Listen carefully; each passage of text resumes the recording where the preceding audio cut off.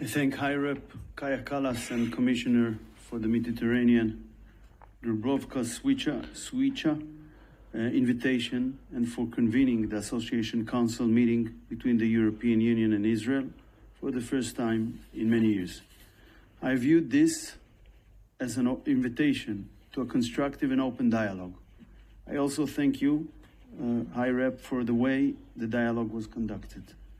Israel and Europe have a common history, partly painful, shared values, shared challenges, and mutual interests. Sometimes there are also differences of opinion. It's okay. Israel is a great trade partner for the EU. Over the last year and a half, Israel has proven itself as a stable and strong force in a chaotic and very unstable region. Israel is an asset to Europe strategically, economically, technologically, and in the field of energy and more. Israel makes a direct contribution to the security of Europe in intelligence, in preventing terrorism, and in security cooperation. We have a difficult and bitter conflict with our Palestinian neighbors. Even after we established the Palestinian Authority, even after we withdrew from Gaza, and they received from us the only assets they have, they did not willingly part from their will to eliminate Israel from terrorism and from anti-Semitic incitement from the worst kind. The barbaric manner in which they committed acts of murder and rape on October 7, and also towards the hostages, like the Bivas family, is not a coincidence. It is the result of ongoing poisoning of Palestinian society. We see this every time they hold a despicable ceremony for the release of hostages. Israeli-EU relations must not be held hostage to the Israeli-Palestinian conflict. This approach will not give the European Union a strong and influential position, quite the opposite. We are always open to listening and open to dialogue, but no one will force us to endanger our people. We cannot put them at risk of annihilation. The attack on Israel from 7 different fronts since October 7, and the voices we have heard in recent days from Tehran, Yemen, Beirut, and Gaza prove that there are concrete intentions to eliminate Israel.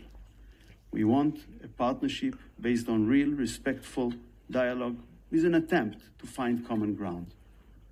Radical Islam, the Iranian nuclear program, terrorism, hatred and hostility to the Western way of life, these are all common threats to Israel and Europe.